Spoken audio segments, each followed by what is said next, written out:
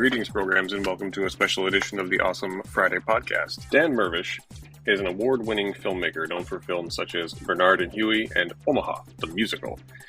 His latest film, 18 and a Half, is a genre mashup, part thriller, part dark comedy, set in the 70s and surrounding and adjacent to the Watergate scandal. In the film, a young transcriptionist played by Willa Fitzgerald listens to the notorious missing 18 and a half minutes of the Nixon Watergate tapes and brings them to a idealistic journalist played by John Margaro. To listen to the tape, they take up residence at a small motel, which is filled with colorful characters, played by the likes of Vondie Curtis Hall, Richard Kind, Catherine Curtin, and more. Here is a listen to the trailer.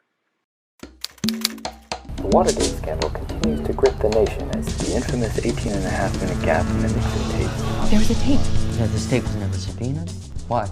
Nobody knows it exists. I think the best course of action is that I take the tape. I give you this tape, you splash it all over the cover of the Times, it gets traced back to me in a heartbeat. You win the Pulitzer and I get indicted.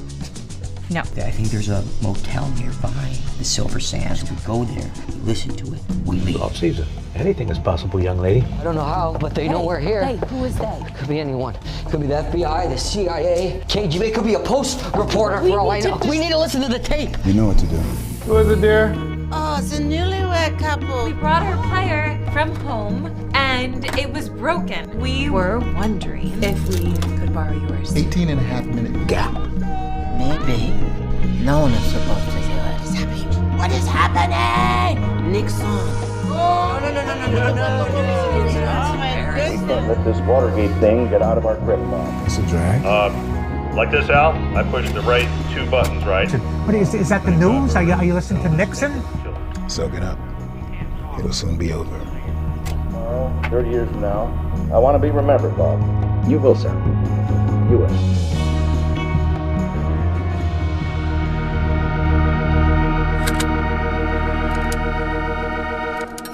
Well, that's no good, Al.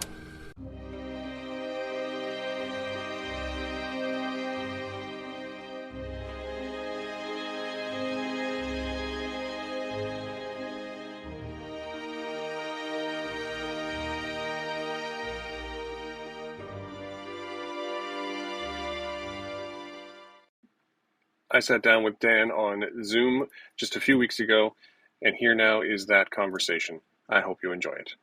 Good morning, Dan. My name is Matthew. Nice to meet you. How are you today? Great to meet you, Matthew. Yeah, thanks for having me on. No problem. I first saw your movie at Whistler Film Festival like 6 months ago. Oh, yeah. Wow. And it's finally coming out. So how does that feel? It feels great. Yeah, no, it was great. We had a really wonderful festival run. We played in 21 festivals in 4 continents, including Whistler, and so it's nice to finally bring it out to the rest of the country and ultimately the world. Are you feeling a sense of relief, or is it just anxiety? Like where are you at with it right now? With my emotional health? Yeah, no, I feel pretty good about it. We've had, it's really nice seeing it with in different parts of the US and or for our theatrical release, and audiences genuinely seem to like it. So that's relief. But it's, I love festival audiences because they usually get a lot of people in the door. So it's, in some ways, it's harder to do a theatrical release because honestly, not as many people show up, especially in the middle of the pandemic. But we've been kind of, somewhat by luck and somewhat by design, we've been kind of riding the troughs of the COVID wave. So we, in the fall with Whistler, for example, we were in that trough between Delta and Omicron. Mm-hmm. And, for like 2 months, we played 10 festivals there. And then in the spring, between the Omicron and World War III, we played about another 10 festivals. So, and now we're kind of between World War III and monkeypox, that'll be the next thing. So, we've got a little limited window here where it's been good to play in theaters along with Top Gun, which is our colleague in theaters right now. So. Right. It's a natural pairing too. Yeah, really. absolutely. Well, someone said we both had really good sound design. So I was like, all right, yeah, I'll take it. I'll take that. Absolutely. Yes. Yeah. Well, I guess the first question, and I'm sure it's a question you've had a lot, but why Watergate and why now?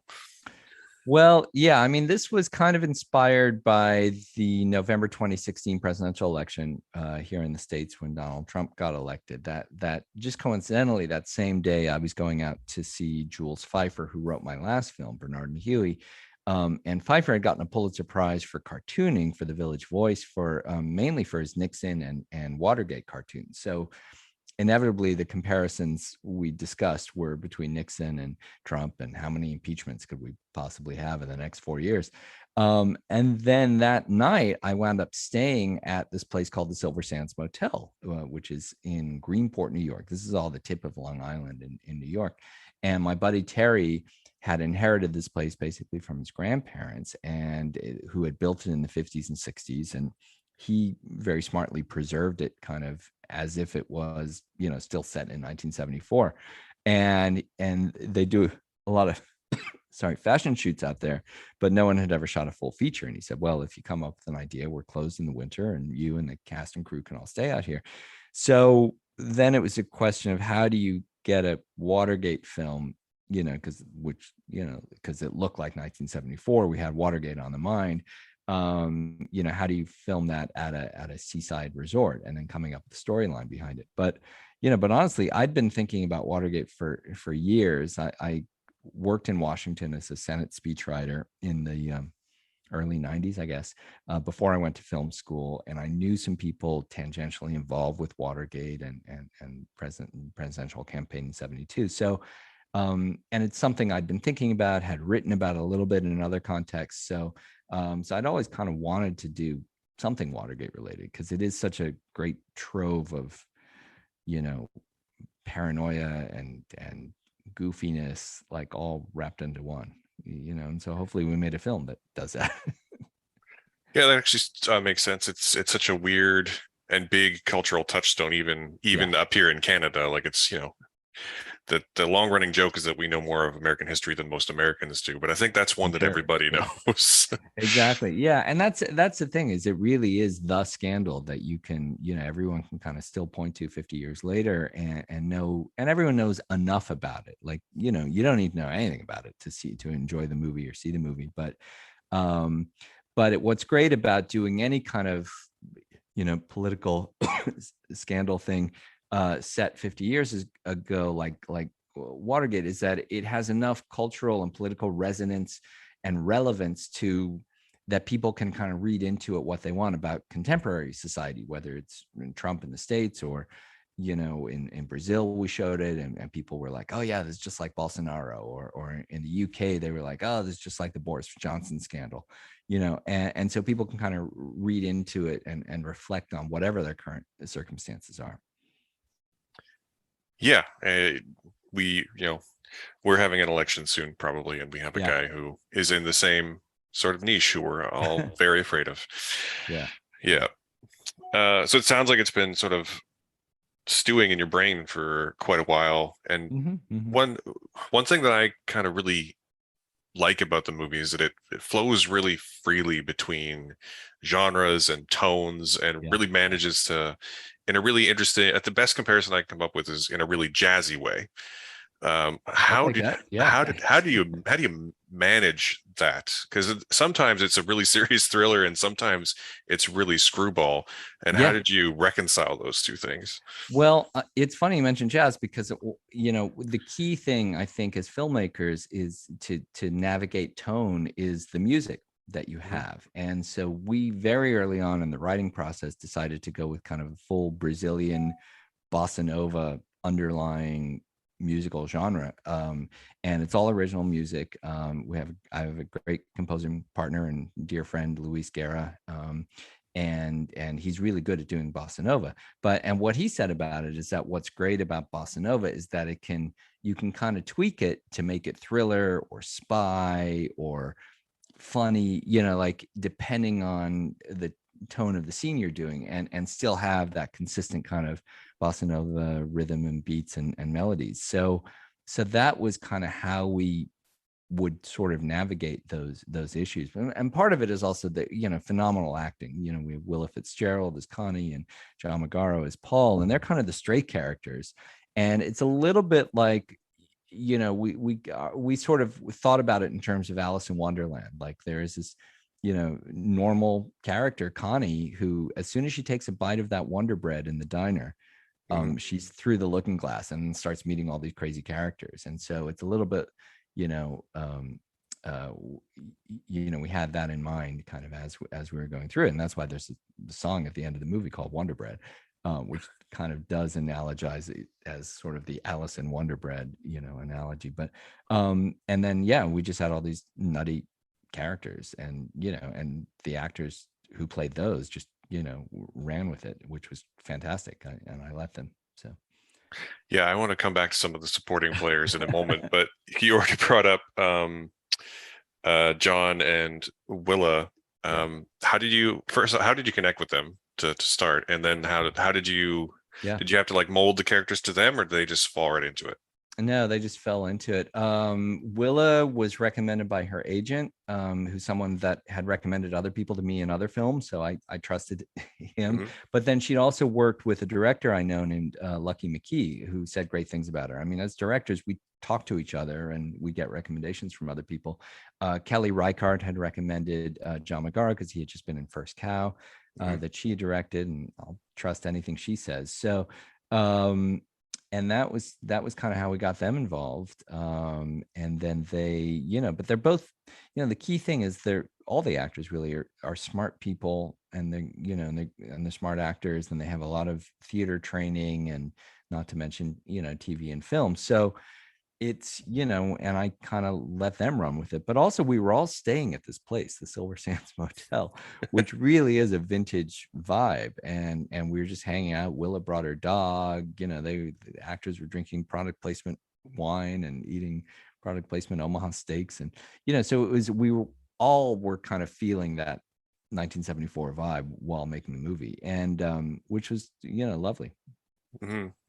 I really like, there's a lot of Willa's dialogue in particular is her character seems to have a photographic memory almost, and she's very, very zippy. Is that all? Like, how much rehearsal time did that take, or was she just on it? She's really good, because we had no rehearsal time, just the nature of when casting and scheduling, whatever, we really didn't. I think she and John, we were all staying in the same place, so I think they would rehearse a little bit at night before.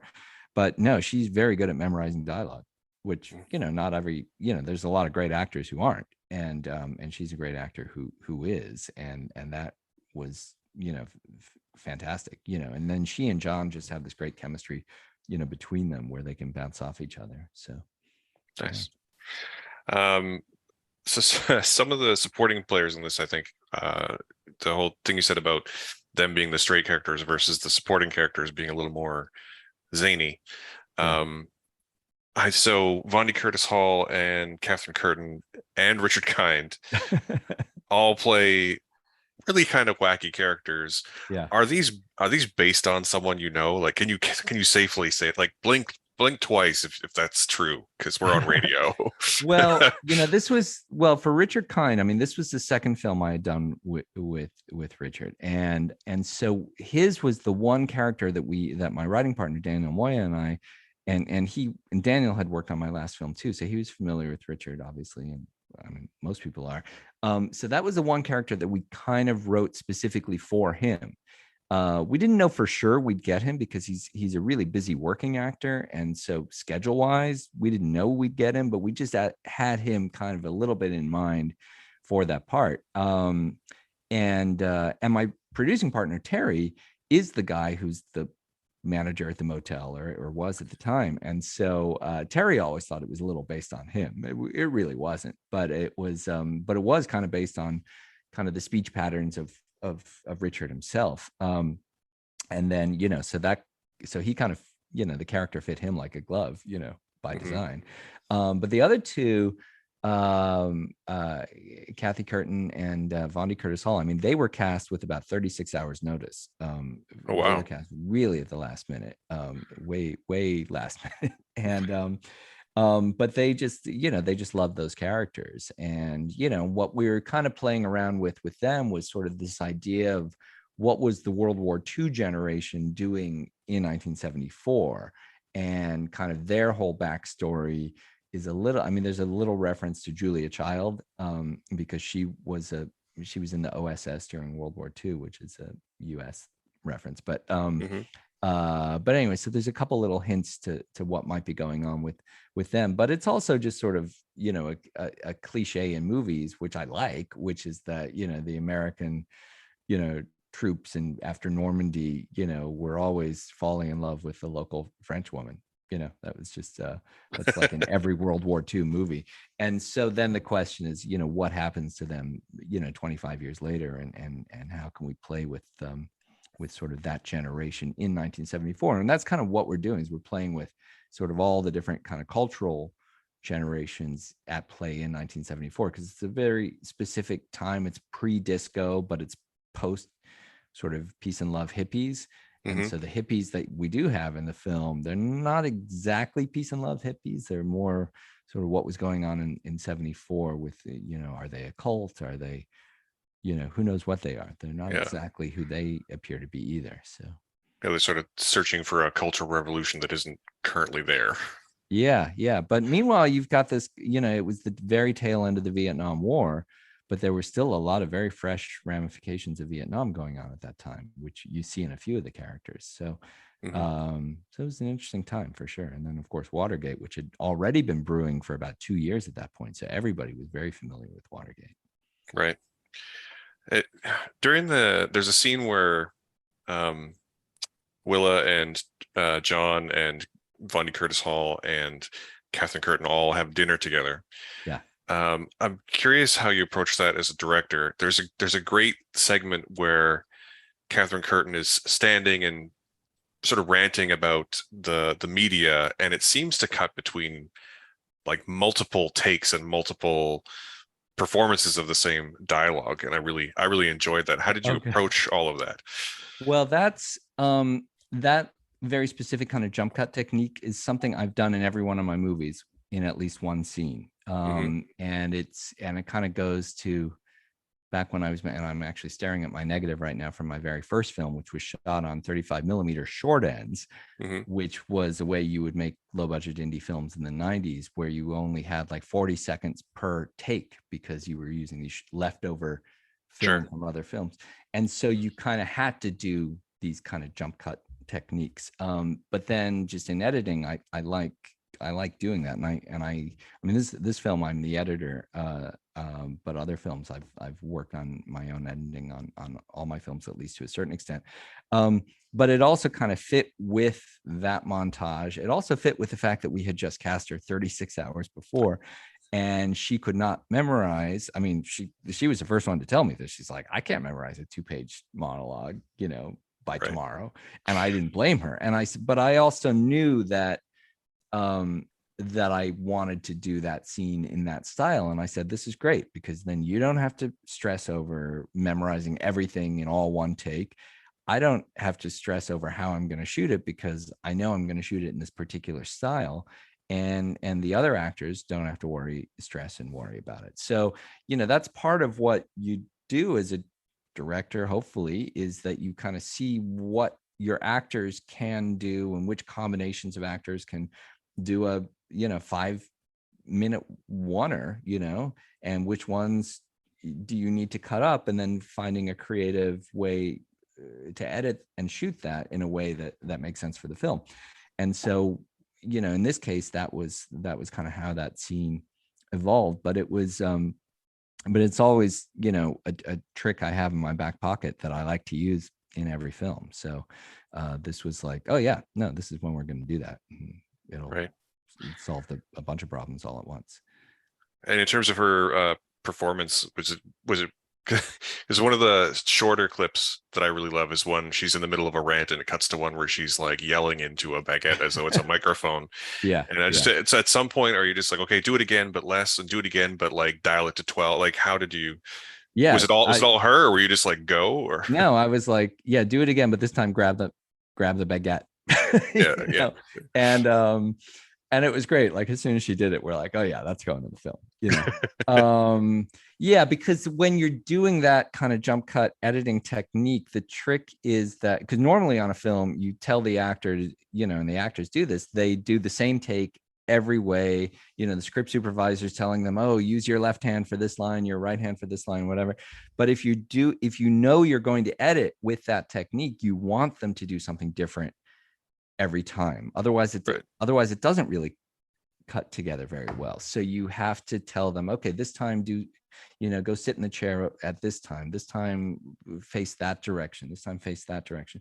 And which is weird because it's very counterintuitive to what actors are trained to do in film. And the script supervisor's freaking out. She's like, she did it differently this time. I was like, I want her to do it differently this time. You know, that's how this is going to work. So but yeah, I mean, I think that's, you know, I mean, I hate to say it, but I'm old now, and you know, and I've made it. This is about my 6th film or so, and so I've, you know, that comes a little bit with experience, is knowing that, okay, this, you know, for this scene you're going to do it this way, this other scene we're going to do it a totally different way. Nice. Well, moving on to some of the other unseen supporting characters, you got Bruce Campbell and John Cryer. And there's a third person, Ted Raimi. Yeah. All to be on the tape. Yeah. And so I actually just finished rewatching the movie, like literally like 20 minutes ago. Just in preparation to speak to you today. But one thing I paid more attention to this time than last time was just the dialogue on the tape. And I gotta ask, how tightly scripted was that? Or did you just be like, okay, just talk? Is it somewhere in between? No, it's very tightly scripted, and it's by design, because the plan was always to record that dialogue, which is basically 18 and a half minutes of the Nixon tape. We were going to always record it in post-production and wait until they were all in LA together at a studio and do it then. And what that meant is that when we were recording it, when we were filming the actors, which is Connie and Paul primarily, reacting to the tape, we had to have a scratch track, which my writing partner, Daniel, and our script supervisor, Tamara, and I think I played Nixon in that one. You know, it was all scripted, and we recorded the scratch track, which then Daniel was listening to on an iPhone, tucked into a corner in the room, and would yell out very specific cues. So we'd rehearse it with Willa and John reacting to these certain cues at different points, because they talk to, you know, and react to the tape. And so then we had like these one-word cues, you know, couch or IDT or Liddy or things like that Daniel would kind of shout out. And I was just listening to Dailies again a couple of weeks ago, and you can hear like this disembodied voice like shout these little cue words. But anyway, what that meant is then when we did record the tape, it had to be pretty much exactly as the scratch track had been. So now in our case, we started shooting March 3rd, 2020. What could possibly go wrong in March of 2020? And we made it about 11 days into the shoot. We found out we were one of the last films shooting in North America, and we shut down for the pandemic like everyone else. And we still had 4 days left to go, but we had this 6-month healthy hiatus or pandemic pause that we took. And we were, and then about a couple months into that, we said, you know what, all these actors, these voice actors, are sitting at home in different places. Actually, Ted was in Canada, I think in Winnipeg at the time. And Bruce was in Oregon, John was in LA. And we said, you know, you've all got Zoom, you've all got, you know, decent microphones by now, and you're all sitting at home not doing anything. So why don't we record those sessions over Zoom? And they were like, wow, this is amazing. This is June of 2020 when actors couldn't do anything. You know, there was no theater, no film, no TV. So, so we did this kind of radio play, you know, while, you know, over the course of a couple of days sessions. And what was great was we had the scripted sections, but then we did allow a little bit of improv because there's 2 layers of the tape. We knew we needed some filler, you know, that we would need some little filler gaps to play under other recordings or over other recordings. So, and especially, we didn't have a lot of time with Bruce and John, but Bruce and Ted, who are old friends, you know, going back to the Detroit Evil Dead days. And they had actually done some Nixon comedy bits themselves about a year earlier on a like comedy album that they put together where Ted was Nixon and Bruce was Haldeman or something. So they were pretty familiar with the characters and the world of Watergate. So they did some really funny stuff, which I don't know how much of it actually winds up in the film, but they're pretty funny when they go at it together. Yeah, you can definitely tell that they are old friends. The way they riff off one another. They are exactly. Yeah, you can definitely tell they've known each other since film school. Since they were teenagers. I mean, really. And Bruce was the one who recommended Ted. I mean, it wasn't a coincidence. We needed someone, and Bruce was like, yeah, let's call Teddy. Yeah, cool. Well, now that the film is coming out, is there looking back? I mean, obviously, the pandemic impacted things, but is there anything you would do differently if you had to do it over? No, not really. I mean, I hate to say it, but that 6-month gap, and then we came back in September 2020 when Screen Actors Guild and Directors Guild had the kind of COVID safe protocols, and we were one of the first films back. I mean, it was very stressful to shoot then for sure. But that 6-month gave us a little bit of time to kind of tweak the script and go, oh, we need a little bit more of this, or we need a little bit less of that. And I mean, look, as filmmakers, whether you're making an independent film or a studio film, you always want more money and more time, to do everything. But I have very few complaints about this. I mean, with that extra time gave us time to work on the script. It gave us time to edit the first 80% of the film. But it also gave us time to work on the music too. And so consequently, we have 63-minute soundtrack album that's available out now on iTunes and Spotify and wherever fine soundtrack albums are sold.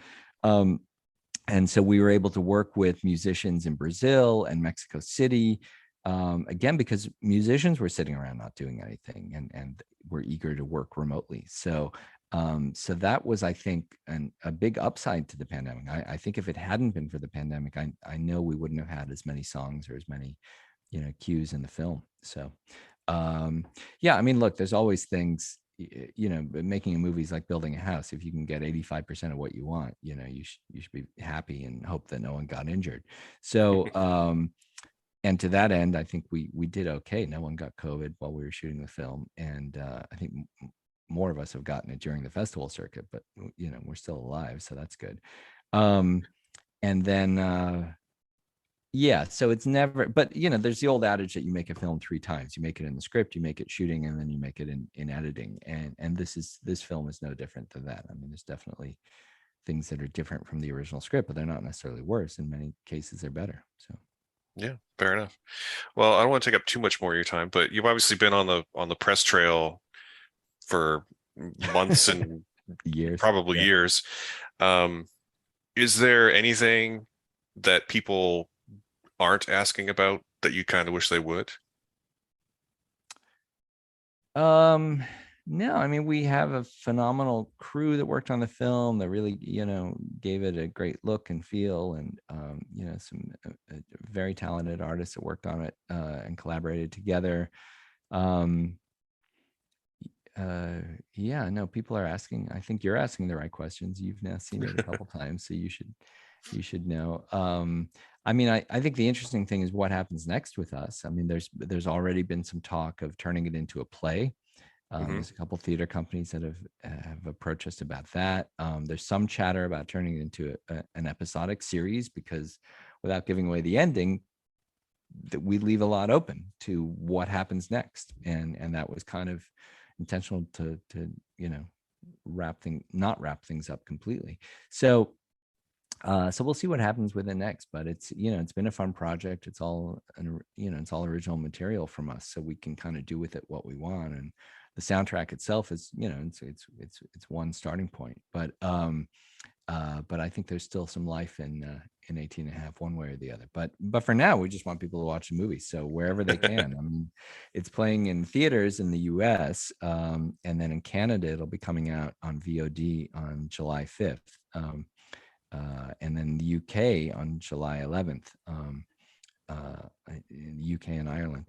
But then it's also going to be playing on airplanes in September, various airlines, and then DVD and Blu-ray coming up. So there's still a lot for me to do. I mean, definitely. Right. A lot of accounting that has to happen still. Like the boring stuff that nobody asks questions about, and maybe that's just as well. So maybe. Well, is there any other projects on the horizon? I mean, we're through this and we're through Slamdance this year, so it's just no, just this. Nothing.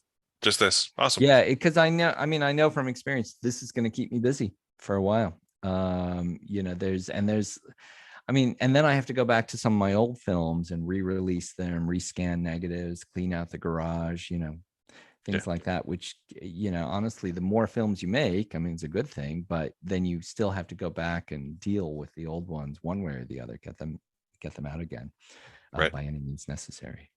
Gotcha. Cool.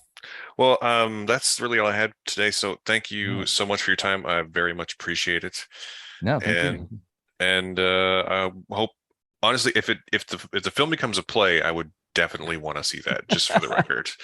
Well, that's great to hear. But yeah, thank you for your time, and I hope the rest of the release goes great, man. Yeah, thanks, man. Really appreciate it. 18 and a Half is a fun movie, and it is finally coming out on July the 5th on demand. Look for it wherever you look for those things, including in our show notes where there will be on-demand links powered by Just Watch. Thank you so much for listening to this interview. If you like what you've heard, you can support us by giving us a like, a subscription, or a 5-star review on your podcasting platform of choice. Or if you prefer to support us a little more directly, we do, of course, have a Patreon also linked in the show notes. We record this on the unceded lands of the Musqueam, Tsleil-Waututh, and Squamish Nations here in Vancouver, BC. It is produced by me, Matthew, and I want to thank you very much for listening on this awesome Friday.